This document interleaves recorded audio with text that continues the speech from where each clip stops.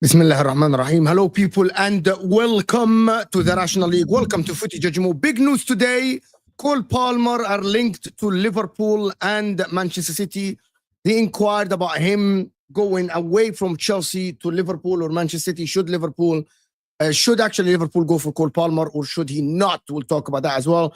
Huijsen is between Arsenal, Liverpool, and Chelsea, who look like they are leading. Leading the race to sign him. Should he go to Chelsea? Should he go to Liverpool? Of course. Are Arsenal ready to PSG? Of course. And Matheus Cunha to Man United, almost done. Is this a career suicide? We'll talk about that. Delap as well between Man United and Chelsea. Is Delap good enough for Chelsea? Should Chelsea rely on Delap in the next year to be the main striker for them over Jackson? Or should they go for another guy that is more established, like an Osimhen or something like this? We got a great panel for you today. We got someone who is new here, Aaron, of course, from Aaron Talks Football, of course, who's here. Is there a sound in the background or is it only me? It's only me, probably only me. But we got Aaron here, of course. Aaron Talks Football. His channel is the description. It's the first time he actually joins the channel. Of course, Dan, as always, here, right as ever, of course. And Jamie Story, the most famous guy on the internet, is here with us, of course. Jamie Story, supporting Liverpool, will be joined by Staffy. We'll be joined by Dylan, of course, an Arsenal fan. And let's talk about it. Let me get what you guys think in the comment section. Hit that like button early if you're here. Over 100 people joining us and we just haven't said a word yet. So hit that like button, subscribe to the channel if you are new, of course. Where are we gonna start actually? We start with Cole Palmer. What are you laughing for? You're a bit nervous, bottom left. I'm not nervous. I've said if Chelsea fail to get Champions League football, we should be concerned as a fan base. And look, lo and behold, Cole Palmer is looking like he's not going to be in the Champions League next season. He's not playing in his correct position. I think we've had this conversation a number of times, and now other teams are looking at him thinking, oh, we could get the best out of him. So I don't want to sit there and say I told you so, but honestly, I told you also. Do you reckon whether he stays or not hinges on the Champions League qualification, though? I think it massively probably it would play a huge part in it, because when you're as good as Cole Palmer, you want to be playing at the very top, especially when you've got that much hype around you. You start to believe your own hype. I think you believe you should be playing against the best players. And I think financially as well, Cole Palmer's at a period in his sort of career where he could go and get a massive contract, way bigger than what he's got at Chelsea. And if we don't get Champions League football, he loses out on 30% increase next season. It'd be nice after the Casado and Lavia fiasco a few seasons ago that we rob your best player. Could you imagine like Twitter and everything after that? It'd be crazy. Yeah. Did you guys plan to wear the same shirt? Or? I know, yeah. His name's not Aaron as well, is it? What would you put at Liverpool? Number 10, Szoboszlai? Yeah, I think so. I've seen Carragher talking about it as well. I think Szoboszlai is someone that it is an area that we could probably improve. I think McAllister is definitely, like, if you look at McAllister's performance, he's so consistent in like the levels that he puts in, like 7, 8 every week, and he makes Liverpool tick. Like usually he'll have some part to play in like almost everything that we do. But Gravenberch, I think, has been a revelation this year, but I think he has run out of legs a little bit.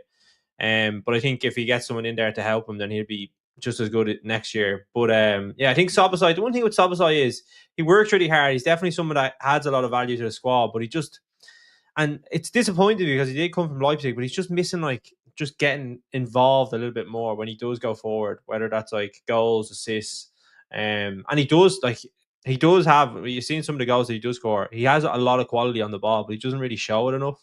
So I think you could improve that, but I wouldn't be like, we need Cole Palmer. That wouldn't be something that I'd be thinking. I think there's other areas that we maybe need to look at first. I don't think you have enough creativity on the team, to be honest, at Liverpool. I don't think McAllister is not as creative as people think. Salah is the only creative spark at Liverpool. Szoboszlai is not creative enough. Trent now is gone, so that creativity is gone from you. Yeah. Robertson has fell off a cliff in terms of creativity as well. I genuinely think that you need someone like Cole Palmer to start creating chances next to Salah as well. I genuinely think that you need Cole Palmer. The problem with Cole Palmer is that I think Cole Palmer, Gravenberch, McAllister is going to be the same problems as Chelsea, with that Cole Palmer doesn't defend. Szoboszlai defends a lot, by the way, a lot. Like he puts a lot of work in the game, a lot of running. McAllister is not the most mobile guy on the pitch. Gravenberch is not a natural DM, even though he's a revelation this season. But I think that combination of the midfield will be suspect to transition, because Szoboszlai stops a lot of transition against Liverpool as well, along with Van Dijk and Konate as well. So I'm not sure where would he fit. It would be the same problems at Chelsea. He'd clash with Salah, wouldn't he? I think for the moment, I feel like they'd want to occupy the same areas. Yeah, I think the big issue with Liverpool next season is going to be, and I know Trent has obviously been a little bit injured this year, but it is that creativity. Like, where Liverpool are going to get their creativity from? Like Liverpool's midfield, when they have been successful, say in the last few years, has been from a midfield that is like just run, like really good at like getting after teams and like pressing teams, and then they've probably relied on maybe Salah or say Diaz or Gakpo to do something then in game. So yeah, I don't know if Palmer will be the right option. I do agree with you, Dan. Like, I think they'd kind of just be tumbling over one another a little bit. But I suppose good players that it usually perform when they're playing together as well. So there is that. But yeah, I think there's definitely other areas Liverpool should be looking at first before they maybe look at someone like that, like a striker. And I think a left back is something that we need. Yeah, I mean, I think I said touch this to you on off cam as well. I think if you're going for Palmer, say 80, 90, 100 million, whatever you're getting, I'll probably be a little bit disappointed if I was a little Liverpool fan, thinking, you know what I mean, just add a few more quid on there, maybe sell Diaz and probably look to get in Isak or something and make a blockbuster move for them.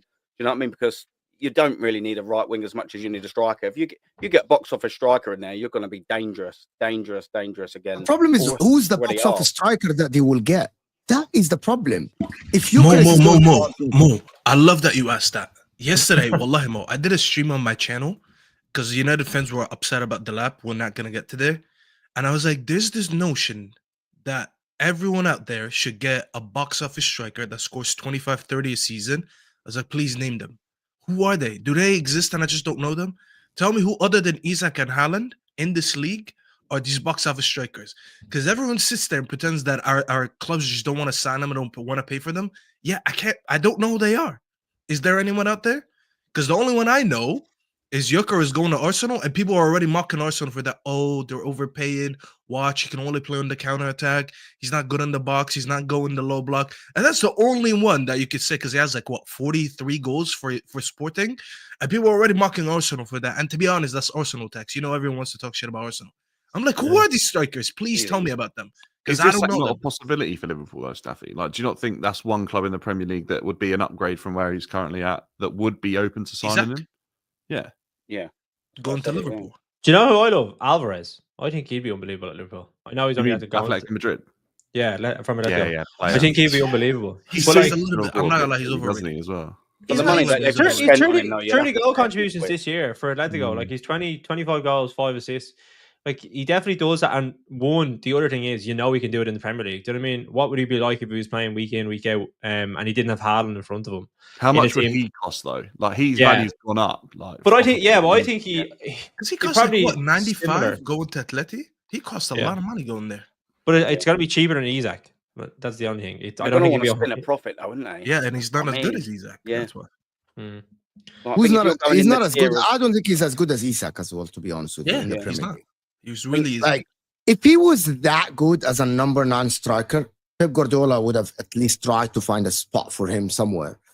My problem with Julian Alvarez is that every time I watch him, he plays on the counter attack, transition football. But if he goes to Liverpool are on the front foot all the time. And he's not a box striker like Isak. I don't think so. I like him. I don't think he's a box striker as people think he is. Like, he's not going to be like the guy to lead the line because Salah is there. Dylan, you're muted, by the way. Dylan, you're muted. He doesn't Is have it a working now? microphone. Is it He's working? working now. I've been talking into thin air for 5 minutes. Wow. No. So I saw that. I thought you were practicing being Oh, a we were on the manager. phone, I actually. was Ready. like, yeah, chill out. I was Warming so up. confused. No, I was saying I think they've missed a trick with Cunha having gone because him playing the old Firmino role would have been silly. He'd be brilliant. Just pick it because they don't need a striker. Liverpool, they've got Salah doing all of that running in behind and all of that stuff. They just need someone to find him and pick up on goals or in and around the area themselves. He's perfect for that. But I think that ship sailed. I think it looks like he might go United. I'm quite sad about that. I don't understand. By the way, I don't understand the signing. By the way, for Man United. Why would Here we Cunha go. choose Man Here we United? go. Yeah, I What- don't agree what with do it you either. understand? I don't agree with it either. Okay. Why would Cunha choose Man United over the likes of I know. Arsenal or Funny. Liverpool? It's funny. Like, Same reason Alexis Sanchez joined them. no. At that time, No, you yeah, can't but tell me Just that at that time upgraded it's both not. United. No. It's not the This is same. what I got out of bed for. All right. It's not It's a the same. sideways No. step. Sideways step. Wallah al-Azim, this is not on agenda. It is not. It's not the same as Alexis Sanchez. Man United have been falling off a cliff. Why would Cunha tie his future at his bright years at 25 years old? Isn't he 26 or something? To a 26. club that is the future is unknown. Like, But it's why? the perfect system for him. Yes, I agree. 100%. I said that What yesterday. system? Just to do Don't what you you give it a want. go, system, don't no one you? really I think cares. you look at So Arsenal. where was he supposed to go, Mo? Arsenal. Yeah, but Alright, where's he fitting in? so at Arsenal Arsenal? putting He all isn't their the eggs profile into Arsenal Gyokeres. need. Yeah. He'd I be think- perfect for us. He would do exactly what Havertz does, but 10 times better and play that role. What do you so mean? much But you're better. signing Gyokeres. He's What not a does that mean? He's not a 9, and he's not a, and you don't play with a 10. No, but I know Basically, you but have to wait. that he's perfect for Havertz is not a 9. Havertz is not a 9. He just And he's sort of- not a he 10 sort of anymore. receives the Havertz is ball, not- wins the fouls and sort of finds Saka and Martinelli. The same Alright. thing Jesus was doing when he was playing in the 9. If we had Cunha doing that, who's actually got a lot more about him on the ball and is a lot better finisher Yeah. and a lot better in and around the box, I think we'd be much better off with him than Havertz in the 9. Like, Yeah, but I'm hold not- on. Yeah. I'm not I sold think on you're, this idea that Dylan, we need someone Dylan. running in behind like Gyokeres and just pumping in 25. Yeah, but which that's we not don't what he's do. good for. Like But that's Gyokeres that's isn't not gonna why be you running signed behind Cunha. all game. You could do that, but you don't go and sign Cunha and say, "Hey, I'm gonna play with the back to goal." Because he could do it. Agreed, Staffy. But that's not the Agreed. best thing he's best at. The best To thing be he's fair good as at well, is Sorry, transition play and being a little bit of that left hand side. Because I did a whole stream about him, so I did a lot of like I analysis love in that guy, depth. man. He's so good. He averages, by the way, when he used to play in the 9 for Wolves, that one season he played in the 9 for Wolves, he was averaging about 22 touches a game. Since he got moved into the left 10, which, as Dan said, is the same system we play, he's averaging about 38 touches per game. That's almost double. So it shows you his biggest impact is actually playing a little bit wider. And his goals, most of them come off the transition because he's very, very good at ball carrying. Jamie actually mentioned this. He said he would have been good in the false 9 for Liverpool. yeah, he could do a job, but that's Well, not why you yeah. sign. Like, you don't spend over 60 million because that's the quoted price for someone to give you their secondary job. Like, it's just almost insanity to do that. So maybe you can argue, why is he going to United? Because we're not stable. But in terms of signings and profile, this job fits him like a glove. Whether he succeeded at United or not, that's not up to him. It's up to the club being serious and making some more decent signings or not. But this job right now, and this role that he's being signed for, no one else in the Premier League is offering him a position and a job that is tailor-made for him like this one. So I disagree with you guys. So tell me, Real McCoy is saying, why would Wait, Liverpool I'm buy Rubbish confused. Cunha? Rubbish Cunha. You have Darwin Núñez and Jota and Diaz. To be fair though, with the Arsenal with Cunha link, I mean, we've had 5.5 years of Mikel Arteta not signing a striker. If we're going in the summer to try and buy a striker, I don't want another midfielder who's going to try and play there. Do you know what I mean? Do you know what I mean? It ain't You need to worked. go for out and out 9, don't you? Exactly Well, right. because It's been a because long the time. We problem- need a striker, not That's a true. midfielder. That's up true. The top. problem Calm with down. It doesn't Havertz, work. Jesus, the players that, you know, Marino even now, is that system's. I mean, until now, it's not really got you anywhere. It hasn't got you over the line because that's always been the issue, isn't it? With the system, is that you've looked at it and gone, That's right. because the guy they've he's done the had job. playing in that role has never been good enough. That Well- Havertz and Jesus are not good enough. Yeah, but they're playing if we had exactly Cunha, someone to good what playing there, Mikel it does to get what over Mikel the line. Arteta's Promise asked you, them your to fan base do. will say the They same are about fulfilling Cunha if that he plays role. in the night. Yeah, we've Right? seen Dan, do 5 I- years of do I- him doing these Guys. with these positions with midfielders and having these little theories that he can make a striker out of these midfielders. And for 5 years, it hasn't worked. So I'd like to see us try something different. I agree, i.e. and I signing actually Gyokeres. think with Berta coming in, that conversation's probably happened. That there needs to be a Yeah. sort of change in approach to what your number 9 is actually being asked to do. And I think He you'll literally see. hasn't I signed think, the number 9, right? Dan? No, he hasn't I signed the think- number 9. no, signed well, Jesus. I think Jesus he is wasn't the in, was he? If you look at Berta, I don't think he was through the door until post the January window closed. I think he will go to Arteta and say, look, we probably need to move away from being reliant on players that aren't quite number 9s as our biggest goal threat. Yeah. I agree with this. Like, I think they should sign because the creativity comes from the sides. Gyokeres would be ideal for Arsenal. Ideal Yeah. for Arsenal.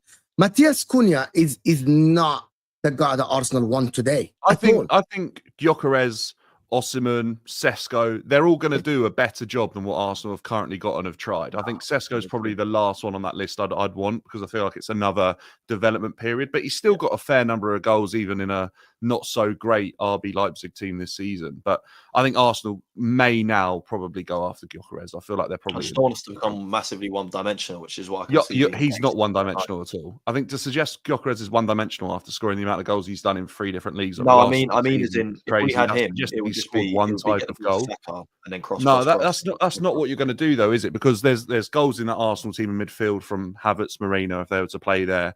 Obviously, Saka out wide is a huge goal threat. You've got Neither of probably them arguably Saka. the most goal threat possessing defense in the Premier League right now because of the set piece situation, albeit you haven't scored from one in a while. But you've got goals all over that team. Fullback wise, Miles Lewis-Skelly's someone that is looking capable of being a goal scorer as well. I think if Arsenal get a striker, I think that puts you in a massively favourable position to go on and really push Liverpool and City next season for the Premier League. But neither I would of say- the midfielders you just mentioned even start for us. Havertz is awful in midfield. Can't start for us in midfield. He only plays there if he has to. And Marino doesn't start in midfield. Okay, Declan So- Rice is a goal threat. Martin Odegaard, Declan Rice is a goal threat, debatable. It's debatable, but I think if you look round Arsenal's team, there's goals in every position and potentially match winners as well in nearly every position. One of the things reason why I think we also need a number 9 is we sort of tried doing the 2 out wide players scoring a lot of goals, and it only worked one season. That was 2 years ago. We sort of almost went down the Firmino, Salah, and Mane. The only difference is Saka ain't scored 20 plus goals in the season. Unfortunate this year, obviously with the injury. Martinelli hasn't rediscovered the form of 2 years ago. So I know you say we've got goals around the team, and you're right, we have, but we haven't got Premier League title winning goals. We haven't got a geezer on the left wing who's producing 15, 20 goals regularly. Saka is doing his business, but he's not. You know, getting that Salah hear me out level. on this. You know what I mean? Unless So we you need can, that unless you can striker. go and replace that left wing this summer as well. I think if you have Saka and a striker coming in, that probably is enough goals with Trossard, Martinelli sort of sharing the load off the left, Declan Rice chipping in as well, and other players sort of stepping up. If you've got 2 players that are putting up, 20 Premier League goals in a season, that could be enough to get you through.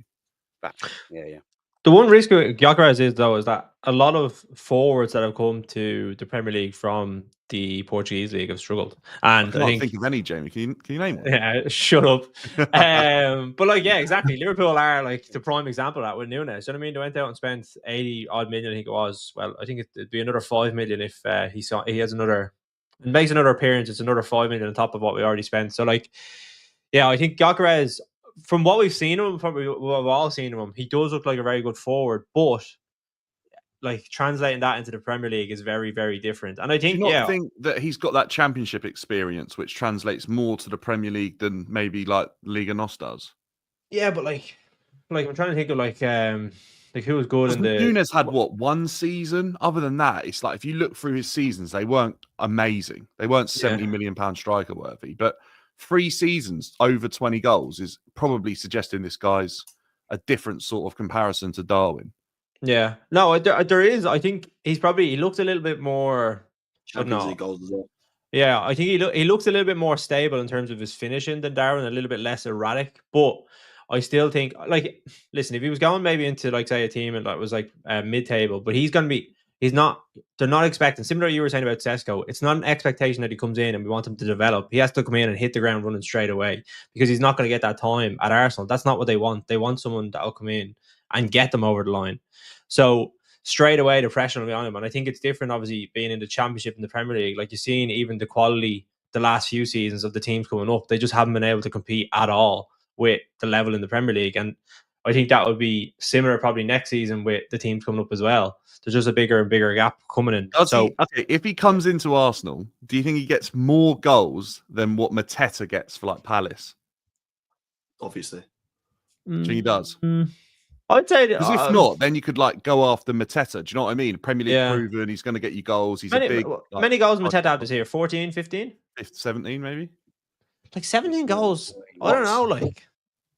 That's a lot of goals. It is a lot of goals, but even I think really well. I think the way Arsenal play is just, it's a little bit different for like a striker, and that's why you see some people struggle when they go from like say smaller teams into like teams that have a lot of the ball. Do you know what I mean? Mateta plays really well. They play sometimes on the counter attack, but even the goal that he got the other day, they were pressing a little bit, and then he was able to turn it over and he scored. Do you know what I mean? So it is a big jump. This is what Staffy, you were saying it, like, who are these strikers that are going to come in and like revolutionize the team? I think Cunha is someone that maybe could have a difference. The only thing I think about Cunha is but he's not a 25 to 30. You need another striker with Cunha in your team, though. Yeah. No, but like I mean, like these types of players that they're so hard to buy. And this we're talking about Isak being 150 million, Haaland, Isak. Yeah. That's the only two, and the others are all risks. So you're kind of evaluating which ones are the ones that are going to take that step. And I think Arsenal are in that difficult position now where who are they going to get? I don't know if Gyokeres is the right one. I don't know Mateta is the right one. I don't know who would go in and change that. 100 million. You know what, Jimmy? A lot of fans nowadays, they're not ready to sign that. Available. We should have gone to Spurs and just offered 100 when he was available. Just offered. He was never. And then at least the headline going, get Spurs fans all. We should have offered. I don't know what show we're on right now. I think Nunes did the job for Arsenal. Give him for 100 million. Yeah, I'll have definitely asked the question. Why not? Levy's greedy. He loves them. He loves the pound note. No, honestly, he should have the price at United. What do you think he was going to do with Arsenal? He would have asked for like 400 million. There's no way he would have sold them to Arsenal. Daniel Levy would have asked for 150 million, to be honest. The question is, United. Yeah. United went for Kane and he outpriced United, and he has no beef with United. And so imagine Arsenal. The price would have doubled for Arsenal. Be like Arsenal. That's not realistic. To be honest with you, what I don't understand is that Liverpool are putting all their eggs in one basket, which is Isak as a striker now. I don't think so. Newcastle don't sell. Why not Gyokeres? I don't think they should. Liverpool? No, I don't think Liverpool are putting all their eggs in one basket. Like I think they're just there's so few options in that position. I think one thing Liverpool have always tried to do is they've always tried to get goals from different areas. I think Salah's always been a leading example of that. But like they've had Mane, Firmino, Shaqiri when he was there, he chipped in with goals. They've always had to try and get goals from different areas of position. I think that's what Arsenal are at now. In terms of they need a striker that will get them maybe 20 goals. It doesn't have to be 30, 40, like something like that. Like they'll have players from different positions that can chip in. And the good teams do that. Like Man City, when they were winning all the leagues that they did win up until Haaland came, we're doing it with rotating goals around the team, not just with one striker. Can I ask Have a any question? of you seen I mean, Gyokeres' numbers I mean, this it's season? 6-7 years Can I ask a ago. question to Dan and Staffy? Go on. No. If you are Gyokeres and Liverpool and Arsenal offer the same money, where do you think he should go? Same Arsenal. money, same wage, same length of a contract. Arsenal. Why? Why? Because we're better than Because I think he's exactly what they haven't had. Calm down, Dylan. Calm down. He's I think not better than. he's exactly what they haven't had for the last few seasons, and I think he's probably walking into a team there that's ready-made. You know that Haaland was what City needed. I feel like maybe Gyokeres is exactly what Arsenal need. I don't know how much he fits Liverpool right now because I don't know what I'm looking for from Slot for his striker. I can just see that Gyokeres probably just is, pick and play with Arsenal, I think, right now. What do you think, It's a tough Staffy? question. I'm thinking about it. The only answer I can realistically go for, and I'm trying to be as realistic as possible. Both of them are good options, by the way. So I don't think he's losing if he goes to either one. I'll probably say Arsenal because of one thing. I think there's more of a chance to be the main man leading that front line in that Arsenal team more than doing it at Liverpool. And then that's not to say that Saka's not good enough. It's just like when you look at the amount of GNA that Mohamed Salah is getting, they kind of already have their talisman. They just want, they have their Batman. They're just looking for a couple Robins around him. Whereas you look at Arsenal, and I think that number 9 is up for grabs. They've been crying out for a striker for how many years now? Since Aubameyang's prime, which has been, 6 years now, maybe? There is a role there, and you can easily become the main man if you just do your job over there. Whereas, I feel like he'll still be overshadowed. He could be very good at Liverpool, and low-key still be a little bit overshadowed by Salah. And also, I mean, there's a little bit more of a younger partnership there at Arsenal. Some of these players he's going to go to play with, they're going to share the pitch together for the next few years. Whereas, he could go to Liverpool, he could have a very successful year, but in 2 seasons, Van Dijk is gone, Salah's gone. It's a little bit of a rebuild that is meant to happen there sooner rather than later. So maybe just for that reason, I'll go for Arsenal. But if we're just fixated on trophies, which everyone loves to do, why would he not join the winning team? That's apparently everyone's Isn't it logic. easier for him to join Liverpool, guys? No, because Probably if would he's be, yeah. 26, I think You right? already and have a team that is very. Okay, let me just present the case then. You already have a Salah that creates a lot of chances. He's the biggest chance creator this season, more than anyone else. He's just wanting the striker to put the ball in the back of the net. You already have a manager that won the league this season, right? You already have leaders. There is no question marks about Liverpool next season if they have a Gyokeres. So I think it's much easier. There is less pressure at Liverpool. There's a lot of questions as Arsenal as well. I'm going to tell you. There is a lot. He joins Arsenal day 1, pre-season. Pressure is piling on. Day 1, everyone is looking at him to are you going to be able to take this team over the line? He joins Liverpool. He's not the main man, as you said. He's getting his wages. He's getting other people around him that won before. No.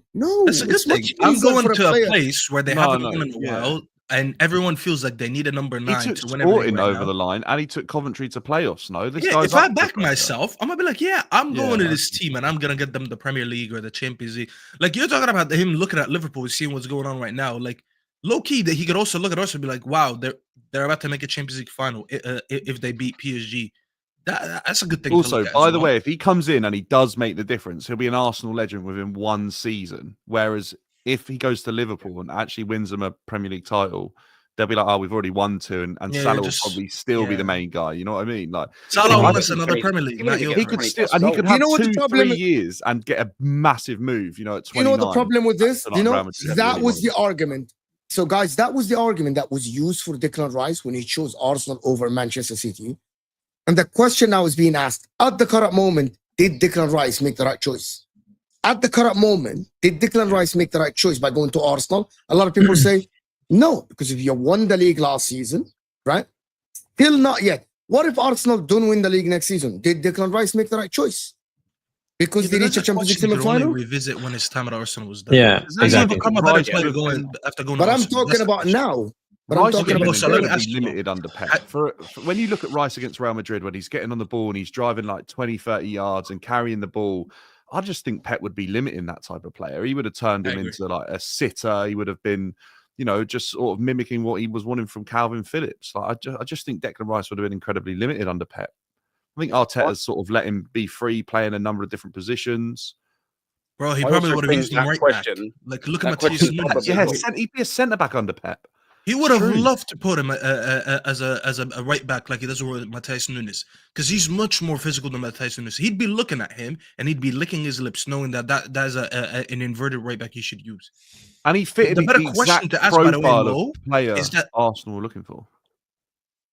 Do you know what?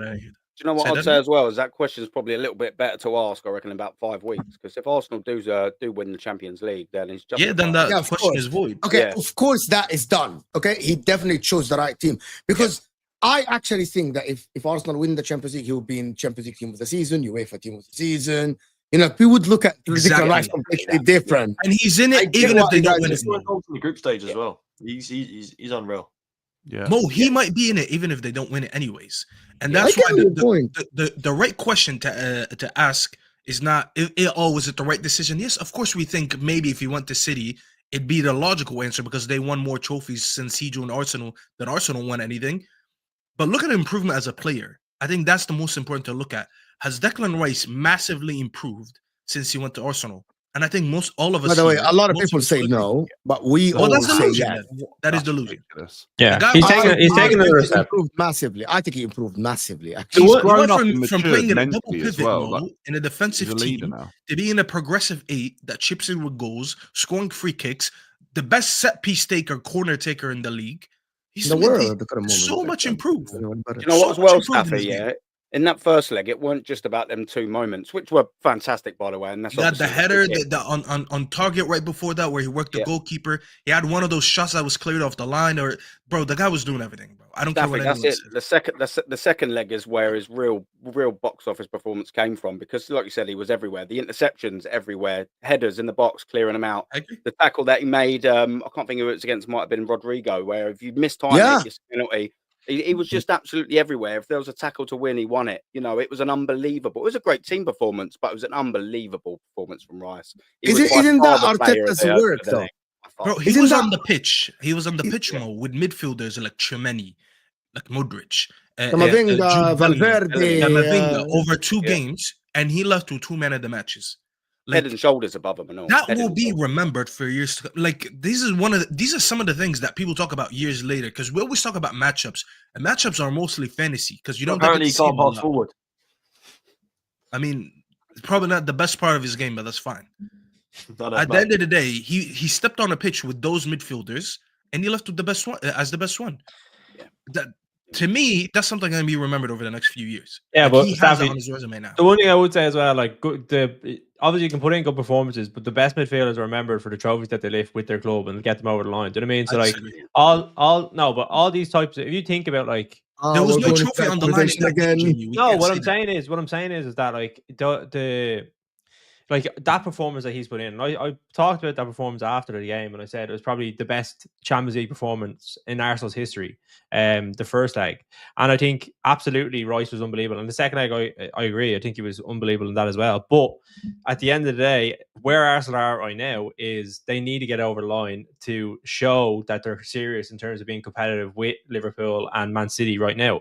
And I think going into the Champions League is big in a sense, obviously, because they've knocked out the holders, and they're obviously playing 2 very good teams if they get to the final in PSG, Inter, or Barca. But if they fail in the Champions League this season, Arteta realistically has one more chance to go out and get the player that he needs to get them over the line. Otherwise, not just normal people, but I think a lot of Arsenal fans would be like, we need a new manager that's going to be able to get us over the line.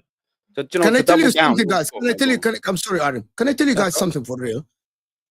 Even if Arsenal get knocked out by PSG in a good manner, I don't think they failed in the Champions League. They Everyone, haven't failed. They did. you 'cause they haven't didn't win. failed. No. Yeah, You have failed to win it, but there are also progression in the Champions League. The reason why everyone said that Arsenal has no chance of winning it after the draw was made with Liverpool, Villa, PSG, Real Madrid, Atletico Madrid on one side. To smash Real Madrid home and away 5-1, winning both legs, it just shows the character of a Declan Rice, Arteta, a Saliba without Gabriel, a young kid like Matheus Kelly, a Timber. I wouldn't use the word failed. You failed to win it. Yes, everyone failed to win it. If you reach the final and you lose by penalties, the definition you failed to win it. But did you fail the campaign? Did you fail? Is this campaign a failure? No. If you lose, did you think Inter failed the campaign of the Champions League when we lost the final by 1 goal to the Ballon d'Or winner, for example? I looked at this campaign as an Inter fan. I thought, that's a successful campaign because I didn't think that my team would reach the final. Did anyone here pick Arsenal to reach a semi-final against PSG? We have to look at this, and the draw was not on your side. Both the quarterfinal and the semi-final, you're playing the second leg away from home. So basically the opposition has an advantage right away here. You're playing a teams as more experienced than you. You're missing a striker. You're missing a center back. Your coach is being labeled a failure already, right? I would say PSG are more than us. I think. No. Yes. I would be disappointed In if we didn't hindsight get now, past PSG. Dylan, in hindsight today, after he beat Real Madrid, but no one gave you a chance. No. I mean, in general, I wouldn't put PSG, but they've never won the Champions League themselves. They always find a way to mess it up. They haven't. They have a coach that won a treble. We've already beaten them this season. I know people say it's a different team, whatever. It's a different team, I think Dylan. You got to be honest with you. PSG after beating Real Madrid. It's a different team. It's a different team. Yeah, I know it is you'll a be different disappointed. It's got one new player. team. How's it a different team? It's got one. It's new not. player. We're playing different. Two It's like massive, Playing different. two new Team- massive teams at the super. start. Teams at the start of seasons can perform differently. Like we've seen it over the years with Man City. They start seasons slowly, and then when it comes to the end of the season, they start to perform better. Like they don't win consistently at the start of the season. Then at the end of the season, they win 15 games in a row. PSG, with the manager that they have, a serial winner, they can go out and knock Arsenal out. Like I don't think that's an obvious thing to say, but I think Arsenal, for me at the minute, have a little bit of an edge. I think they'll have the confidence after going in and knocking out Real Madrid. But yeah, I think PSG aren't going to be a walkover. They've shown that they can go They're up not gonna against. walk over, but Yeah, I'd be they've shown disappointed that they can go up. I wouldn't They've call shown it they can go up success. against the best team this year in England, in Liverpool, and knock us out pretty easily in terms of like how Liverpool all are not- over us they were. Liverpool are not Man City type Premier League winners. Liverpool are just like won it because everyone else was awful. Like No. it's not. This is not a Man City. Like, that's not a shock that PSG beat Liverpool. Well, but Liverpool are. It sounds good to Liverpool fans to be able to say, "Oh well, they knocked out Liverpool," but like, But Liverpool have been a better team than Arsenal this season. Yeah, No way. easily. What Yes, do you mean, they no have. way? What? Okay, well, they've done better Over in the league. 38 games Look, consistently, we- they've been a when we better played team than the Arsenal this Emirates season in the Premier with League. half a back line and had a goal disallowed that was perfectly good at the end. We literally would have beaten Liverpool with ease, but like, Yes, they're not a but better team. over 38 games consistently, Liverpool have been a better team this season. Even They've before lost the less- Arsenal they've injuries at the lost start of the less season, games Liverpool were than 9 they've points won ahead more of them. games than Managed you. to stay fit. Their squad's managed to stay fit, and Man City have managed to fall off massively. Like, Yeah, but obviously, even they if win your it. No one's squad's gonna be able had to take away. injuries, No one's gonna be able to they've take been away a the better Premier League team goal. than you They this win it. No season. one can take that away from them. But like, I'm saying, let's not pretend that this is like that PSG knocked out 2021 Man City. Let's not pretend they've knocked that out. They've knocked out a top 4 level Premier League team. That's what they've knocked out. Yeah, but they knocked out. top 4 level They've Premier not. League No, team what in I'm the saying league. is they've knocked out the Premier League champions, the teams that are going to win the league, and like Yeah, but that's Arsenal. not- Arsenal. They've knocked out a top 4 level team in any other Premier League season. They've But not you're saying knocked out- okay, well, top 4. Hang but on, they've only they're first lost. to the top Liverpool 4. have only lost 3 games this season. In the 2 league. games in the league. 2 games. in the league, How's yeah. that a top 4 level team? Liverpool have Full won. level team. Liverpool. We've Liverpool just lost got 2 games as well. We've lost 2 games as well. Okay, And we've drawn So as many games as Liverpool we won did in more the games Premier than season. you. So That's not a top Great. 4 team, though, is it? Losing 2 games. That's a title contender in any other Premier League season. That's a but ridiculous take. We're That's a well off ridiculous Liverpool, take and to we've lost suggest 3 the top games as 4 well. side would only lose 2 games. They're not a top 4 side in But any we've other only lost season. 2 They're a games, and we're title also contender in in any the other same- season. in the They're same- on for 9. They're on for 90 points. 90 not. points is not a They top literally 4 can't get side. 90 points. Though. They can. They They could get get 94, 94. can't they? 94, yeah. 94. Yeah, so realistically, They'll find a they way to might knock not win it every game because they're going to win They'll it so play out. early. They're And probably going to get 90 points. Just on that as well. Like similar to what I'm saying about PSG, Liverpool did the opposite. Like Liverpool, in terms of the Champions League, they peaked too early. They were really good in the group stage, and then when it came to the knockout stage, that's where they started to decline. So I'm not saying I think over the 2 legs, PSG were definitely the better side, but they were coming at different points. Liverpool were on the way down, and PSG were on the way up, and they are a good side. Like Arsenal did beat them in the group stages, and I think that they'll have a bit of confidence in that, but it's not the same team. But that they you're gonna also be they going to didn't play have against. Guevara Different or moment. Dembele, Yeah, I think. Yeah, exactly. That was early But November, I teams think. like Liverpool and Villa that make game. PSG look better than they are. Like, if we can lock up that Real Madrid forward line, you think Ousmane Dembele and like what these have got a chance? Okay, look at against, how like, many goals Dembele's got this season compared to Vinny Hold Jr. on. and then you'll I'll see. never It's be an told about individual. Can I forward tell line. you? Real Can I? Madrid. 25k this season crap. as well. Hold on, everyone. Dembele is Stop, awful. stop, Dylan. Stop. Ligue 1 I is the think. level is Hold on, like, we're Dylan. not- Dylan. Lacazette I went think to Ligue all 1, the but year panel. I after think Dylan, you getting can't moved hear on us. Arsenal for Am I 27. delayed? It's not serious. No, you're not delayed. Okay, Dylan. I actually Yep. think the majority of us here would think that Ousmane Dembele has had better season than Mbappe, better season than Rodrigo. That's not fair. Better. But Ousmane Dembele isn't Hold awful on, footballer. hold on. Let me finish. Better season than Vinny Jr. Locking up Ousmane Dembele, Kvaratskhelia is harder than locking up And does he do it? Mbappe Are and we Vinny gonna Jr. trade I'm him? Desiree. Does Dylan, do is a better footballer than Ousmane Dembele? No, he's not. Yes, Ousmane.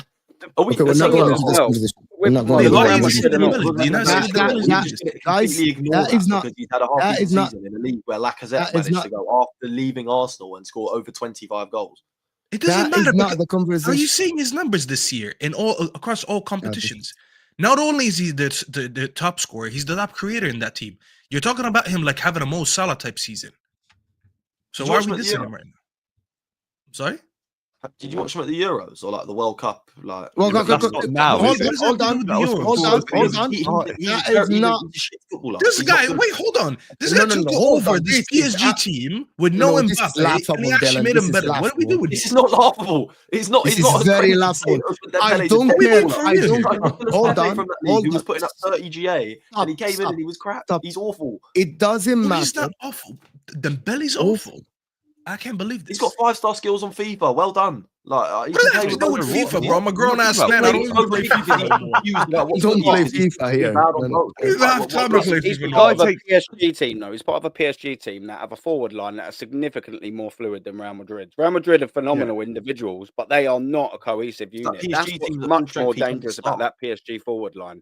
They are an Right. absolute team. The whole team is an absolute team and a significantly better team than the one that we faced in But November. in the my Cup. original point was, before I got onto the fact that Ousmane Dembele is crap, is that teams like Liverpool and Villa make them look good. I'd They would love have it if he that bangs a hat trick against you. It'll be unbelievable. See, the thing Unbelievable. about it, Dylan, it is Good luck very to him. Mo, strange. if he scores more than one goal against Arsenal Football Club across those two legs, you'll see me here the day after the second leg to apologise to you. But that guy's, what I'm trying to tell you is that PSG teams like Liverpool and Villa that can't defend made PSG look good. That Arsenal wouldn't give PSG a sniff. It's a completely different ball game, and we don't even have Gabriel, and he still wouldn't get a sniff. It's a whole different ball game we're talking here. You're playing a team. The only team in the world that's better at what we do is Inter, which is the reason I don't want to play them in the final. Put a team like PSG up against us with these fake ballers that you think like watch. You'll see what happens. I'm excited for this tie.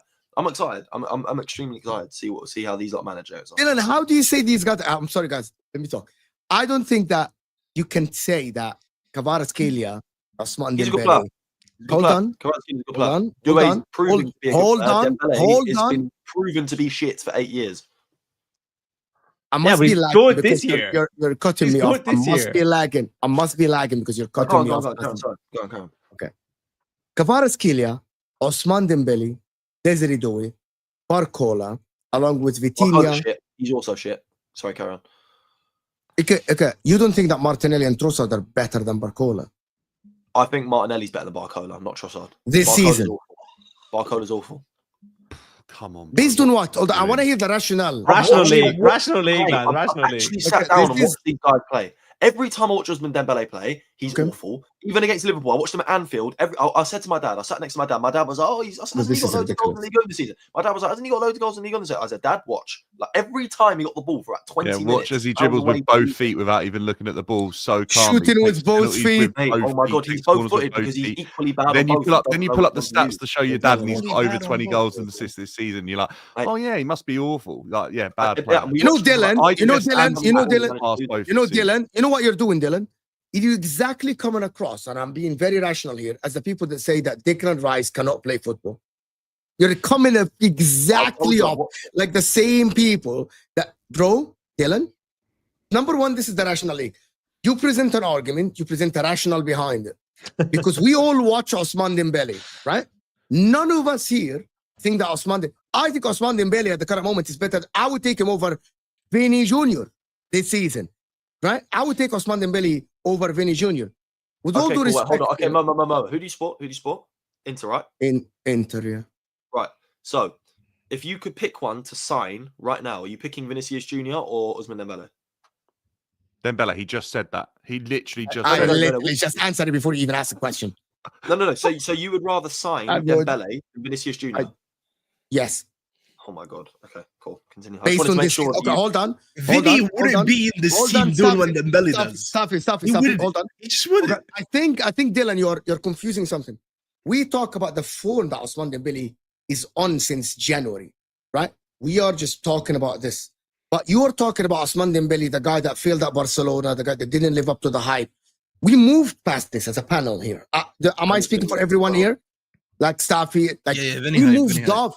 Yeah, we moved on from this conversation. He wasn't good at Barcelona. He got a lot of injuries. He had discipline issue. He wanted to go. We are now talking about him this season. I'm just going to argue that Saka has been better than Vinny, for example. If Saka was not injured, I think Saka would have had a better season than Vinny Jr. I agree. It was proven. It was proven, to be honest with you. That was my question, though. You can say he's had a better season, but if it actually came to it, summer right now, I know you got to go. You're actually taking Dembele over Vinicius. Darren, we're going to get you on more. Just quickly, big up to the panel, man. Big up to the panel. Chat, don't forget, like and subscribe. And also, just quickly before I finish, Mo, 1 second.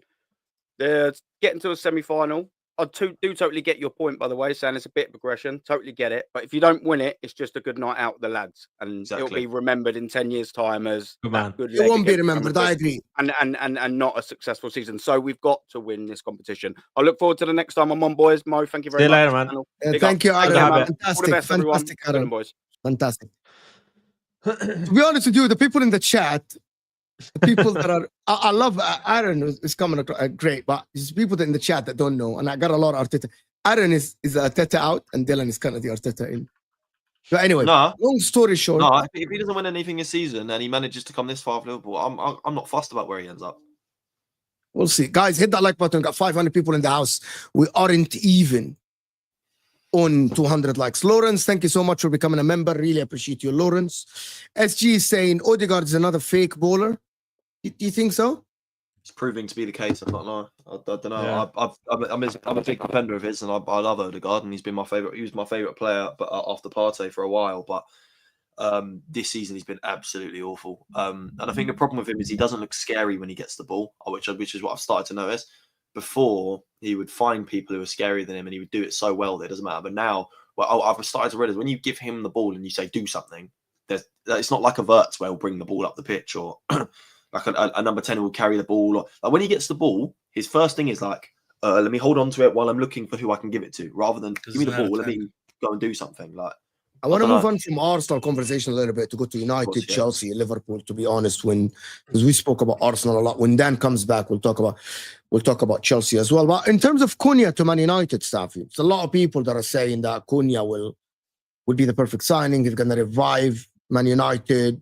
Him with Bruno Fernandes, and if you get a striker like in a Delap or something, you think you're going to get a Delap along with Matheus Cunha? I think we will get a Delap. Is it the number one option that I want? Probably not. Am I fussed about it and am I angry? No. Because everyone, as I said, everyone wants the Gyokeres. No one wants the Gyokeres before the sporting step. And that's what good sporting directors do. Good sporting directors get you a player who's about to make that next step. So he was in Coventry before he went to Sporting. No one would have took Gyokeres on that move that he made from Coventry to Sporting. He goes to Sporting 2 seasons of bagging like 40 plus goals, and now everyone wants him. It's always about getting the striker before he makes that step. Do I think Delap is in that stage? Probably. I like the fact that he has the championship experience. It wasn't the greatest of campaign. He played with Hull City. He had only 8 goals in like 32 games. It wasn't a great season, but it was like okay. And then coming into the Premier League and playing for a relegated side and having 12 plus goals, I mean that's still good. You know, I think he's having a good season by when you look at the team that he's in and the fact that they're getting relegated. I mean, scoring double-digit goals for any relegated team is pretty much impressive. So, and he's very young still. He's 22, 23, something like that. So he is a good player. For the price that he is, 30 million is excellent to anyone. Anyone who would get Delap next season, it would be excellent. The only issue is I'm just a little bit worried about the Man United tax. The Man United tax is when you're a striker and you go to Man United, there's ultimate pressure on you. It doesn't matter if we're sitting first, fourth, 10th, 15th. There's always pressure. People look at you and they compare you to all the greats that once played in that role. And if you're not bagging 20 goals a season, they think it's a failure. Like I more recently look at Lukaku. Lukaku actually had a good time at United when you really deep it. Like when I looked back at it, I was like, this guy had what, like 60 plus goals over 2 seasons for United, and we used to call him shit. He wasn't really shit. He was very good. He's just like, he wasn't the type of striker that we were used to. Good on the ball, a little bit more silky, can run with the ball, and we just thought he was shit. And Staffy, what do you think of yeah, I agree with you there, but what do you think of the Manu and Garnacho talk about them being sold? I don't think Mainu's going anywhere. Garnacho can go, bro. And You anyone let him who's go? upset about Garnacho and they think we're selling our future, honestly, like, grow up, please. I'm begging you to grow up. Not Mhm. every academy player is meant to go into this team and be the next big thing. Like, honestly, when you look at it, look at how many players actually came from the United Academy and ended up being like legend of the club. It's been a while since we had one. Yeah, Because really, the only one that's close to it in recent years is Rashford. And look at how it ended up at United. And he Yeah. was way more talented than Garnacho. yeah. If I'm in a I- situation where I'm selling him and I'm getting improvements, I'm getting pure profit, by the way, to help me rebuild this team for a player who, in my opinion, is just bang average, mediocre Yeah. at best, I'm not losing no sleep over it. Not at all. Yeah. Because no, the reason I asked is I did a video there recently and I was talking about like the Manu and Garnacho situation, and I was saying how United produce good young players. Like they do have the ability to do that in the academy. Now, maybe not so much in recent years, but when they get to the first team squad, they don't push on and develop in the way that they should or way that they have done previously. And United fans are going mad at me saying that I was wrong. But I was like, No, you're not wrong. other than Rashford, who I think, listen, I don't think he maybe hit the heights that we all maybe thought of, but he has had a good Premier League career in terms of like, I think he has 100 goals for United or over 100 goals, but hasn't really pushed on. And I think if you're Garnacho or Manu and you're looking at like the situation at United and now they haven't been able to develop players that come through the academy, or I don't know, like even like you look at Martial and Sancho where they've come in and like their kind of careers haven't worked out the way that they'd hoped. I think even with Manu, I think he's maybe backing more money in terms of if he wanted, say, 200 grand a week. I think that's what he was talking about, 180. I think he's like, if I get that, then it's kind of like offset the fact that I'm staying if it doesn't work out. And whereas if he leaves, maybe he'll develop a little bit further. Do you know what I mean? Yeah, I don't think we should sell Mano whatsoever. Because I'll tell you this, I think Mano's very talented, and Mo actually spoke about him a lot on this channel, and he wants him to leave because he thinks he's very talented. I Yeah. really think want. I that agree. to I go. agree. Let me ask you, a Man United fan. Who He's wouldn't so you sell good, right bro. now? He's so good. Like it's. Well, that's what I people was gonna don't say, Mo. realize. Like, it It's sends a very amazing. bad message if you sell him, because everyone, pretty much 99% of the people think he's good. I It wanted him to sends go to Chelsea. a very and all bad that, message if you man. do. But Garnacho, Staffy, like, who- let's be honest, Staffy, most of us don't who think he's wouldn't that. you sell right now in this Man United team? Who wouldn't you sell? Who wouldn't It's I a lot. sell? Electio, No, he said, who wouldn't I Mazraoui. sell? Who So wouldn't? because obviously, That's not a lot. from the perspective of most Man United fans, it sounds, by the sounds of it, they'd happily lose more than they would keep, if that makes sense. Yeah, in terms of this which is squad. why it's So easy. I could probably name like 5 if players. you were going into next season with an ideal team, who are you keeping from the current squad? Like, The only players that I want to keep from this current squad, and I wouldn't negotiate them leaving whatsoever, it's probably Euro, Manu, Ahmad, and I don't know. I can't think of anyone else. Those are the Keep three on, that I wouldn't keep want on to Nana. Keep on Nana. what about It's Bruno? the first. I would move on, Bruno. I don't have a problem with that, and it's not out of hate. No, hear me out. Hear me out. It's not out of hate. Number one, I think this season he has a very good market. So I think anyone could come in and actually give us decent money for him. I don't think there's a future where we're gonna rebuild a team fast enough, and Bruno fits in that team. I think Bruno improved the last 6 months. He plays a better version of football that I wanted to see from him. It's a lot more disciplined. It's a lot more. It's a lot less chaotic. So there's a lot of improvements. It doesn't mean that in 2 years, as an example, let's just use that for argument's sake. In 2 years, if I rebuild a team that's ready to compete for the league, do I think he's going to be a part of it? I think he's going to regress by then. I think physically he was never the strongest of players, Yeah. anyways. So it's only gonna be a time where all this playing that he's been playing is gonna take a toll on his body and is gonna slow down and is gonna start maybe becoming a little bit more injury prone. Being his whole life, he was never injury prone. Eventually, has to catch up with him because he's human at the end of the day. If I could cash on him this summer, what age? and if Real Madrid come in for him, I think he'd be perfect for Real Madrid. I think he'd be perfect for Inter. Actually, I think there's a few teams out there that are ready to win now. And if he plays the same way he's been playing for us in the last 6 months and he goes into these teams, he'll be a good part. I would definitely sell him if I get the right offer. It doesn't mean that he's my first priority out. Based on the last 6 months, I changed my opinion on that. He's been a lot better. But it doesn't mean if you get anything close to 100 million for him, for example, that I would say no. 100 million can do a lot because I could rebuild this team, go get a Ryan Cherky, go get a Cunha as we were talking about. And there you go. In a couple of years, maybe I'm ready to compete. So that's the only condition. He's not one of those where I'm like, get the fuck out of here, you're so shit. But he's like, I'll listen.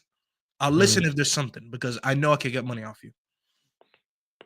Any fee you get as well will probably be all because not the way they pay out the contracts. Like when they sign a player, it's like over say 5 years. But he's been at United so long now, so any money you do sell him for would just be like straight in. Do you know what I mean? Yeah, we didn't even sign him for a lot. He was like 40 million when we signed him. So we know if I know if I sell him tomorrow, I'm making a profit. I do think it would be. Listen, I've never been Bruno's biggest fan in terms of the way he carries himself on the pitch, but I think the quality is undoubtedly there. And I think if United did sell him, I think a player that can pull them out of trouble is what they would miss. But on the other side of that, I do think they need to probably get away from relying on individual players to get them out of trouble, if that makes sense. Like they need to build a team, and I think Amorim is at the stage now where he's going to obviously want to get in the players that he wants to get in, and if he needs to fund that by selling maybe Bruno or like say Garnacho, then I think that probably would be the right thing to do. I think Garnacho needs to go regardless. Bruno, I can withstand 1 more year with Bruno. Based on the way he's been playing since January, I could survive 1 more year with Bruno. What do you think Garnacho's value is right now? Do you think it's above 30, I reckon? Definitely above 30, 40. Yeah, 40 million. I mean, Napoli offered me 50 if I can revisit that. I think Chelsea offered 70. Yeah, Dan. How much do you want? 50. We'll give you 70. Dan, come back. Listen, we'll sit down. We'll have some tea, some shisha. We'll negotiate, and he's your player. I actually think that Garnacho is going to leave to go to Napoli because if Antonio Conte stays, the problem is Antonio Conte might actually leave. Even if he wins the league this season. Garnacho is like destined to go back to Atletico Madrid. I just feel like I see that. He's not good enough. He's not good enough for them then. I don't know. I feel like he's not that bad. This is a 20-year-old. Here we go. I like that energy there. He's not that bad. Really got quality. I don't think I think we had this debate when he was in it with Chelsea, but he gets an awful lot of stick. And I think we need to remember what players have been like at his age in years gone by, and I don't think they've been as good. I think they've been just as inconsistent, and I don't think they've put up the same numbers. Yeah, but he has about 3 years of playing experience right now. Yeah, 3 years. Look, Ronaldo had 3 years of playing experience at that age. And Ronaldo did not play, by the way, this amount of games. No, okay, but he's still, that's Ronaldo, right? But then you go down the list and you look at players that have been inconsistent at that age after 3 years of playing. It's an incredibly long list. Can I tell you something, Dan? I don't think he has a spot. Then tactically speaking, at United. Yeah, I'd agree with that, by the way. I think that's why there's noise about him leaving, because I think they've identified where would he play? If they get the likes of Cunha to play behind Xerxes or whoever striker, or Delap, for example, let's Man United get Delap and our front three most should be, based on the rumors and who we have, it should be Cunha, Delap, and Ahmad. There's potential. And Ahmad, then Bruno Fernandes next to Ugarte, or Maino next to Ugarte, or Maino comes in, for example, for Cunha or Delap. Cunha can play up top, and if Delap is not working, I genuinely think that Man United should move on from Garnacho. He doesn't have a spot in the system at all. He's not a winger that can play in the system. He's not a playmaker. He doesn't create enough chances. His shooting is absolutely below par. His passing is shit. Like, I don't think he only can. He has the lowest take on stats in the league, Mo. I don't think Garnacho. If Amorim has to work, shouldn't have Garnacho playing behind whoever they're gonna get. do you look at him and think he's like a one-on-one winger? Because I don't watch Garnacho. He's and not think even a good. Okay, No, good. he's I'm not. glad you asked that. I've been I would- wanting to I spot would this He'll take stat you on out. those times. That's He a won't player take I you on wanna a game. isolate out on a He won't one-on-one. take you on. He'll somehow get on the score sheet. Yeah, But that's. I think his Then movements. I have the answer for you. I have the Yeah. answer for you. I'm happy you asked that. His take on success rate this season is 29%, and that is amongst players who've at least attempted 60 plus dribbles or more. So that's He's enough tried of a it. sample Yeah, size for yeah. him to be compared to everyone else. 29%. That is the worst percentage in the league. Like if I That is was how working bad with he is one. Garnacho, I think I would be asking him to sort of step away from trying to take players on, because I feel like when I watch him, that isn't the asset I watch him play and be like, right, that's your strength. I don't see that. I see him What as do you a think it player is? that I think in transitions he has. You can see His where ball he carrying is not bad. I yeah, agree. I think desire, I think willingness to sort of get on the end of things. I think of some of those goals he's had in moments have been through pure desire and that extra bit of work rate that other players haven't had in that moment. I think he's okay. I think he's really very don't limited. think Then I'll be honest. He with you, look. 'cause Do you know what? everything He you look. need But he is looks love like a and very. hate he gets He for hasn't. such a young age. The one He thing gets I, listen. He gets hate in the fan base mainly because his stupid ass brother. Sancho didn't get close to this for Manchester United. No. The fan base hates Sancho way more. Take it Yeah, from that's me. what I'm saying. And Sancho cost you 80 million. No, Sancho gets more hate, is what I'm saying. Yeah, that's what. Yeah, Yeah, I think in an ideal world, Man United would want to keep Garnacho and wait on him and you have him around the squad and start him some games, bench him some games, and wait. for him to He's get not. good. He doesn't have I a don't think they spot. can That's afford what it you don't right now. understand, Dylan. United They needs to don't make play money. with wingers, so he doesn't stay in the team. I actually think the more conversation at this Man United team about the better youngster is Kobe Mainoo. I watched Kobe Mainoo 2 seasons ago. The guy, I called him a generational talent. I still think he is one of the best talent in the league. I think he's compared to the Lavias in this world. And I think that Man United need to use him in the 10 or the 8 or the 2, the pivot. I think he's so talented to the point that Man United can build around this kid. He's so good. Ball control, striking, finishing, vision, first touch. He might not be the strongest guy in the midfield. Yes, but you don't need. Look at Vitinha. Look at João Neves. They're not the strongest, but they're sturdy. On the ball, they're very sturdy. With experience, I think Kobe Mainoo can be a stud in this Man United team. He is amazing. A double pivot though, Mo, does he? He doesn't really. I think he needs a 3. I actually disagree with this play that tactically. deep. I don't agree. I disagree with you. I'm I gonna tell think you he can why. play further up. I think he can play further. But and he can play a double pivot. And let me tell But you he why. has. No, I don't think so. But I think Can I tell you why, Jamie? Yeah, Can I tell you why first? Okay? Because Man United play 3 at the back. So they're already protected in the center of the pitch with 1 DM. They're already protected there. If you get 2 wing backs that can run up and down the line. Chelsea at some point, they had Kante and Matic. Yes. But sometimes Matic wouldn't play. And it would be Kante and Fabregas, who's not a defensive midfielder, right? And they will play 3 up top. They will play Willian, Hazard, and Costa. They will play Pedro, Hazard, and Costa. You need 1 DM in front of a 3. If Man United play with a back 2 and wing backs that fly, yes, back 3 with a DM is good enough to have someone next to him as a controller. And I think Kobe Mainoo, a high volume of passing, someone who received the ball from the defense. He's because not a high of volume passer, Mo. That's the thing. but that's what you need to develop him to, because he's very good on the ball. Yeah, but that's not his best asset. His best asset is a little bit closer to goal. His little disagree giving with goes. that. He's good on like little 1-2s. He dribbles very well in tight spaces. And he has that. His ball striking is very good. Did you see that goal against Leon? How good was that Yeah. goal the other day? The The way he that- created that little half space then, just Yeah. to open up his He body. looked like a number 9. But he looked has like that a knack. striker. He used to play as a big striker goals. for the academy, so he Right. does have the striker instinct. Maybe He is he's very good. up front. And he scores in a lot of big games. Yeah. Like he's only debuted last season. He scored already on a lot of big games. If he'd have had as many games up front as Xerxes and Hoyland, would he Let's have go more on. goals? But He's a better player. see, then here's the thing. He's a better player. Yeah. They put him. Technically, 100%. Emery put him in the false 9 for 1 game. He played bad. Everyone killed Emery. He brings him on to play in the 9 against Leon because we were desperate for a goal and we have no strikers. He scores a goal and everyone's like, it's brilliant. This is what United fans have an issue with.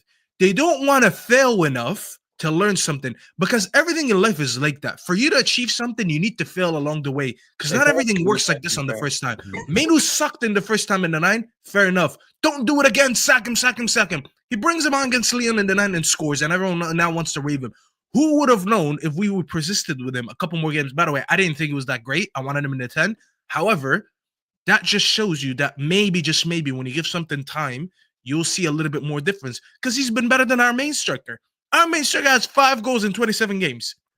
Højlund. Surely no one can be any worse than that. Yeah, he'd match that. Maguire has better striker movement than him. Look, what are we doing here?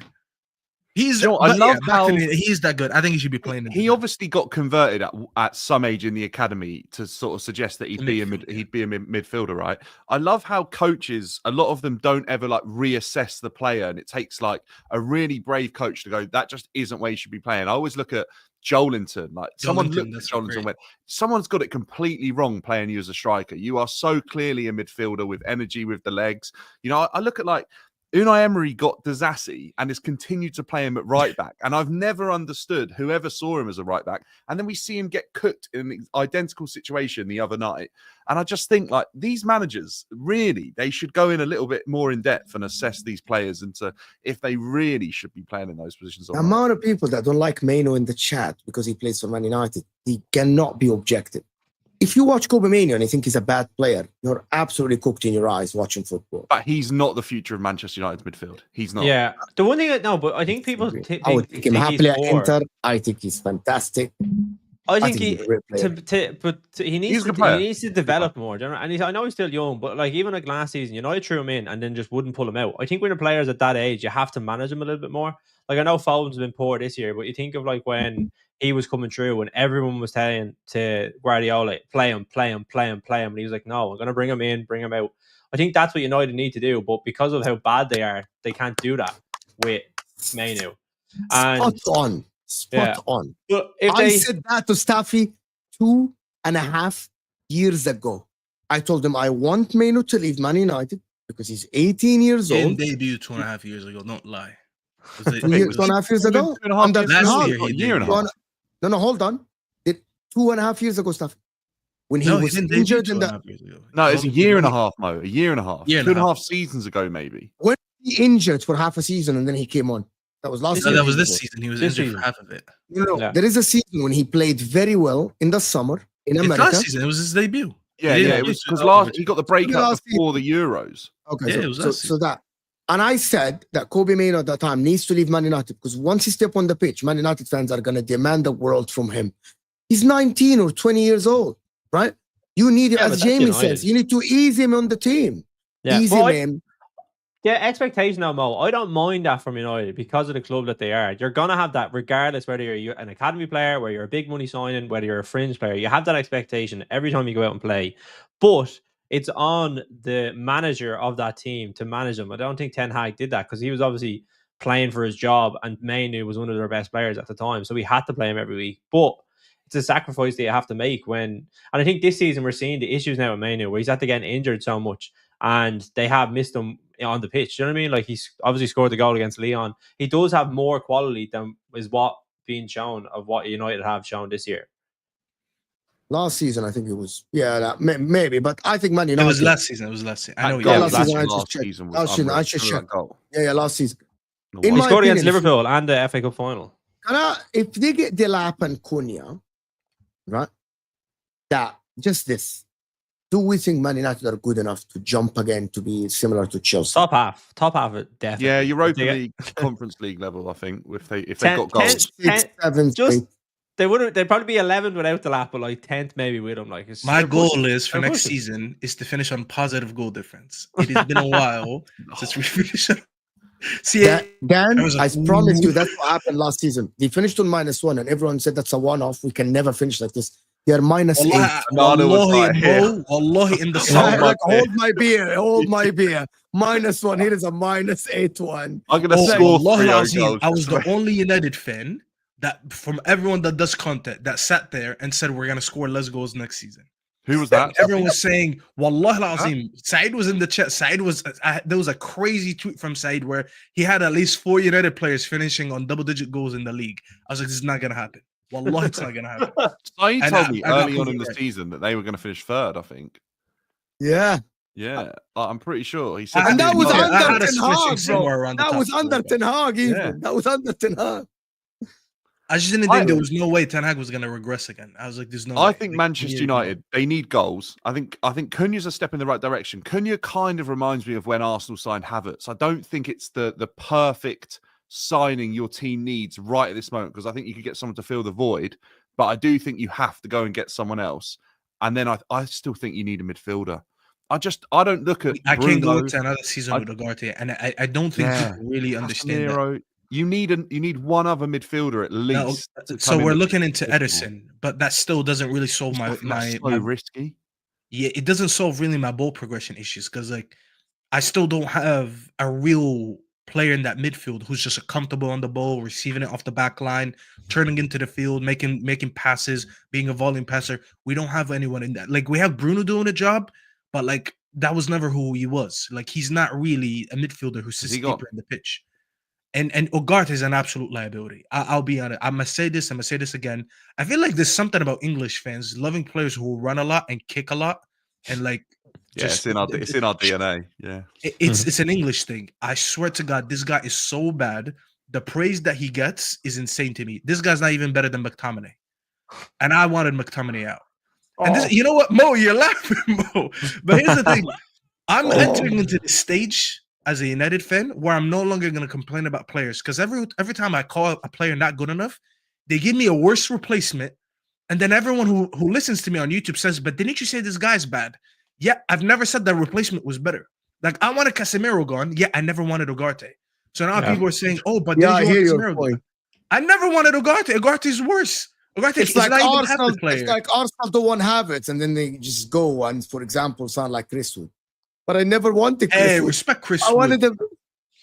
Respect Chris Wood. I think Ugarte and Casemiro clash. I think they're almost too similar. I feel like they just do a very similar role in midfield. I'm not gonna lie now. Casemiro as his number one hater. By the way, they're incredibly similar as well. Apart from Casemiro, they're really not, and I'll tell you why. Even braver. I'm Casemiro's number one hater. Okay, so this is the leader of the Casemiro hate club. Casemiro, who do you like, Staffy? He has a lot more passing range than him. He's a lot better in the final third, and he's a lot better in the box. Ugarte, other than winning the ball, I want you guys to pay attention to this, okay? The next time United play, watch when Ugarte wins the ball. I want you to count about like 2, 3, maybe to 5 seconds. Watch how he's gonna look around him. He's gonna shit himself, and he's gonna pass it back 2 yards. And I want you to count how many times he's gonna do that. That is the main midfielder that I have in my team. He does it. He's allergic to passing the ball forward. How can I ever go forward as a team on and off the pitch when one of my main midfielders he plays like he's Carrick, like he's there for like the majority. He's there every game, yet he can never pass forward. How can any serious club and any serious team have a midfielder who doesn't know? Like, people say Rice can't pass forward. At least Rice can run with the ball forward.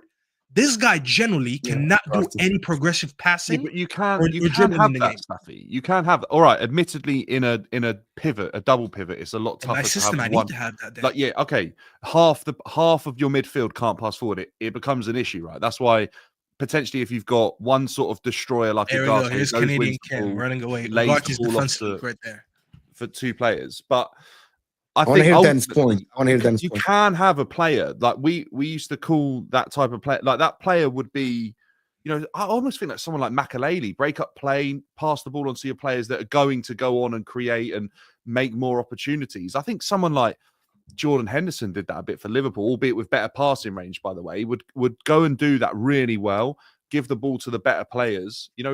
That there's definitely room for a player like that in a team, definitely. Yeah. You need better players around them. You need players that will progress the ball. And we spent 50 million for like for every player like that, right, Staffy, for every player like that, you then need a Fabregas or a Modric, like Mo was saying. It is 50 million is just like 50 million is what 25 million got you a few years ago. Do you know what I mean? It's just like you out and buy Jamie, a player. 50 million for a player who could do one thing only. We're but you're looking at it as 50 million. Really well, Staffy. I'm sending you. Cost of living crisis. These clubs can't afford these players. I am okay, guys.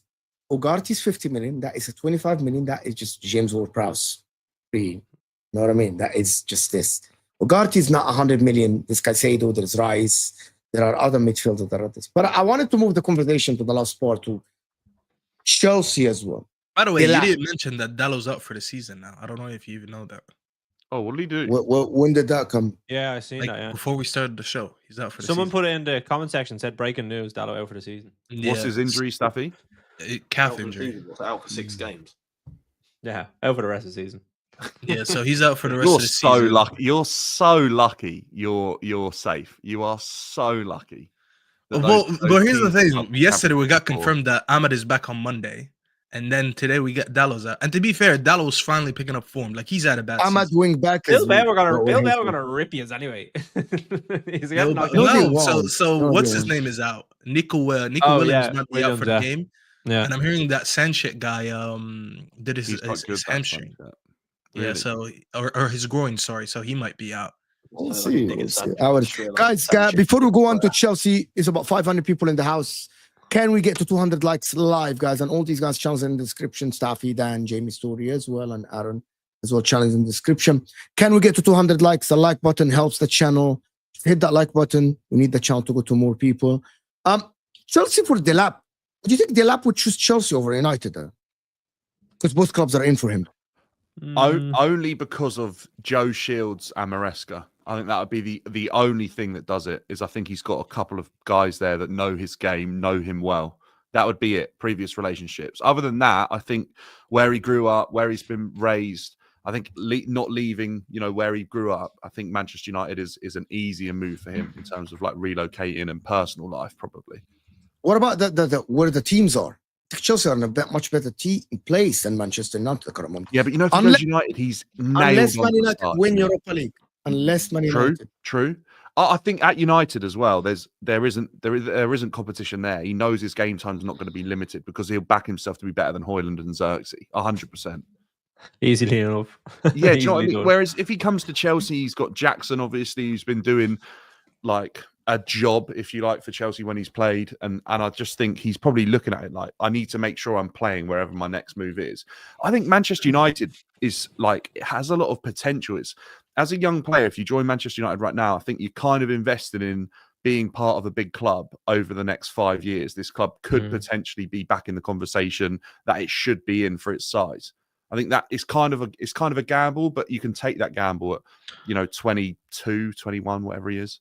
I think United, United, we all know that the size of the club that United is, but the one thing I think about United, and we were talking about it with Mainu, is they have to go against what they've done over the past, say, 10 years, whereas they haven't been able to develop players when they've come into the club. And these are players that have good experience, have won trophies at other clubs. When they come into United, they fault. Do you know what I mean? And I think as a young player, you're weighing up Chelsea. I know Chelsea have obviously brought in a lot of young players, and there may be a different type of structure that they're trying to implement. But United, I look at United, I'm like, am I going to go backwards at United? Do you know what I mean? I think that's what people will be looking at because they haven't been able to prove that they can develop players when they do come to the club. I agree with this. I actually think if it is a choice between Chelsea and Man United, you join Chelsea. The reason why, because I think if he goes to Chelsea, he'll be the starter right away. If he goes to United, he will be the starter as well. But there's a competition. I think, just to be honest, I think the competition with Xerxes is much harder than the competition with Jackson at the current moment. Jackson has hit an awful form, and a lot of fans are turning on him. At Man United, at least half the fan base, they like Xerxes. And Xerxes have shown glimpses of him being a decent player for He won't United. even be on a 9, Mo. He didn't play in the 9. Yeah, We only used him like in. If you in if you get Cunha, Xerxes will be the 9 along with Delap. it That would be would be him the and nine. They can't just sign Cunha and not a 9. They have to do both. Yeah. Man, that's They what need I mean. He's I gonna know be he said Delap he's saying and Delap. Xerxes. They need loads. Delap. But for Chelsea, I don't think I think if he joined Chelsea, I think that offers a lot more than Jackson.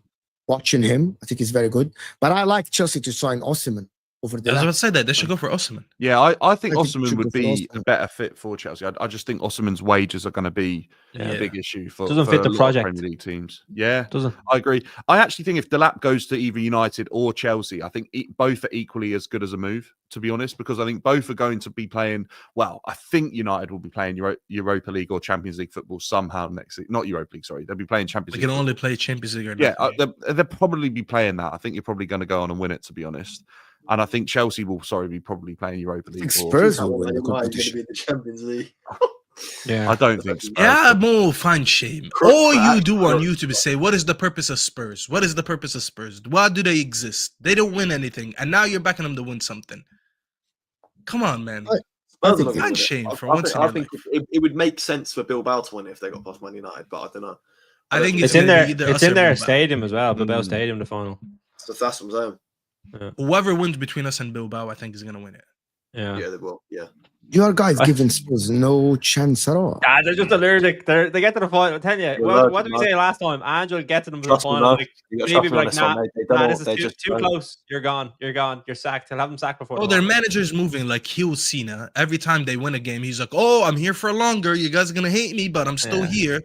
He's moving like, bro. He's moving like John Cena at WrestleMania, saying, "I'm gonna ruin wrestling." This guy's ruining Spurs while winning, and he's probably gonna try to win it and walk anyways. They're Yeah. toxic, and guess what? They're probably gonna print mugs again of them reaching the final. Oh, Europa League finalists 2024, 2025, like they did in the Champions League final. These guys don't go into finals expecting to win it. I mean, this is the same club that fired Jose Mourinho because they made a final. Yeah, do you think Why should I give this team any respect? you guys know Or the this club any scenario respect? that would ruin the transfer market this season What? is Man United winning Europa League, so play Champions League, and Chelsea playing Conference League next season. I think that would ruin the transfer market. Because a lot of players that might have thought that I would go to Chelsea play Champions League football, they wouldn't. And now players that might choose Man United over Chelsea because of the Champions League football. But why would that ruin the transfer market? Because they still move. Normally, okay, logically speaking, you choose Chelsea over Man United because we're Man United are. Logically, especially if you don't get Champions League. But it would ruin the market. Like someone like Delap would say, well, I want to join Man United. Now, if Man United go in for Osimhen, Osimhen would say, I want to play Champions League football with Man United instead of playing Europa League or Conference League with Chelsea next season. Delap as well. If you go in for other players, because you remember, Chelsea might try to go for Gyokeres, right? If you don't play Champions League, I think you have no chance of signing Gyokeres. No chance if Arsenal are there for him. If you play Champions League, you might, especially if Arsenal don't win the Champions League. Chelsea not making Champions League football next season might ruin your transfer market. And I know that a lot of Chelsea fans will tell me that, no, we always attract players without Champions League. That is for 1-2 seasons. Once it becomes a recurring situation, players are going to think, well, I might join this club and we don't play Champions League for the next 1, 2, 3 years. You get the point. And that is what some Chelsea fans don't think like this. They think, yeah, we'll always be attractive. No. Yeah, I agree. I agree with Mo. I think, like what you're saying, though, there's going to be all this transfer news talk up until like the season ends, because like teams are going to be trying to see whether players are going to want to come to them. But then at the end of the season, when we actually know, are Man United going to be in the Champions League? Are Spurs going to be in the Champions League? Are Chelsea going to be in the Champions League? Then players will be like, you know what? Yeah, United aren't in the Champions League. I'm going to go to Chelsea instead. Like similar with Delap, he might be thinking maybe I'll be better off going to Chelsea now. Do you know what I mean? So he can just leave his options open, can't he, Jamie? Yeah, that's what I mean. Literally wait until he knows what it looks And like. I think Cunha as well is leaving his over. There's going to be transfer window rumors with everyone. Do you know what I mean? Like Delap is going to be linked to Spurs, Chelsea, United, Arsenal, like Liverpool, up until the time. I don't think Cunha's got as many options as Delap, though. I feel like Delap could have. That's what I don't understand. Teams. Cunha's got. I think he's got United and no one else. Why? I don't rate. Cunha. One, I think system. Two, I was looking at his agent and who he has, and fair enough, he doesn't have anyone from United. And I think it's a good opportunity to give United a player to strike up for future business, because you have to remember that agents play a huge part in transfers. I just feel like I look at other teams in the Prem. Maybe fits that Liverpool Firmino role, but I don't even know if that's exactly what Slot wants to do. I've got a feeling Slot wants a proper striker, but I just don't. I haven't seen that to be convinced of that yet. And I think the off the field stuff as well is like something that I would think. Like, did you see him? The lad that I don't know if you watched the Overlap fan debate episode. They were talking about the Talking Wolves. It's a big like basically fan channel for Wolves, and he was saying that Cunha replies to Dave, I think. Yeah, Dave is the guy. Yeah. But Cunha replied to one of his posts, like basically slagging him off in the Instagram comments. And I think even stuff like that, like just some of the off the field stuff, United don't want someone that's going to come in and be a bad apple. They've struggled so much with that in the past. So I think getting those types of players out or not bringing them in is going to be big. And I think that's why I think Cunha might not be the right player for them to bring in, even though he does have quality. But even in the last 5 games, the Wolves have hit their best form in the last 5 to 6 games, and Cunha hasn't played for 4 of them. Do you know what I mean? So like there is a world where they don't need him in that instance. I'm not Yeah, sure really. if he's gonna. We'll see. We'll see if he joins Man United. We'll see if he joins Man United. But listen, people, we're not gonna keep you for long. This has been a very good rational talk sometimes, but we'll see you guys tomorrow. Chelsea play Everton at home. I think that's a dub for Chelsea, unless if I'm down Chelsea on it. don't win. When's the FA Cup Chelsea games? Is it this weekend? Sunday. Tomorrow's Crystal Palace Aston Villa. Sunday is Man City Forest. That's the big one. I'm Yeah, not we sure need- who's gonna win for Man City Forest, to be honest. We need Forest to win. I want to see Forest Villa final. To be honest with you, yes. That'd be Yeah, cool. yeah. I want like a team that hasn't won it in a while to go to the final. That'd be good. I want to see Forest Villa Rashford final. coming back home with the FA Cup medal. I don't want to see Man City Crystal Palace final. That is dead, bro. That'd be Was good. like, you 'cause know, Crystal Man Palace City, are a what little did bit of a bug Man team. City play Watford and win like 7-0 in an FA Cup final, like a couple few years Something back? like this. I remember that. Oh my god, that was I horrible. don't remember Bro. the score. It was ridiculous. Though. It was like 6-0 or something in an FA Cup final. It was ridiculous. Yeah, the Watford Yeah. final, right? Oh Yeah. my god, bro. I remember that final. It was horrific, to be honest. I don't. But we'll see I how don't it want goes. Man City in the final. What was I it? Was just- it 6-0? Was it 6-0 they played them? I think it was 6-0. Yeah. That's embarrassing. Imagine a cup final ending 6-0. Listen, people, this will take you to Football Terrace, Staffy, Lawless, and Don. I forgot that We'll I'm talk about- supposed to be there. Yeah, you are supposed to be there. I forgot. Yeah, it's going to be like in 20 minutes. Big up everybody that is here. We'll see you guys tomorrow or Sunday or Monday, whatever. Just turn on the notification bell. We're not even on 200 likes. That is absolutely shameful by everyone here in the chat, to be honest with you guys. We'll see you guys soon, and we are out of here, people.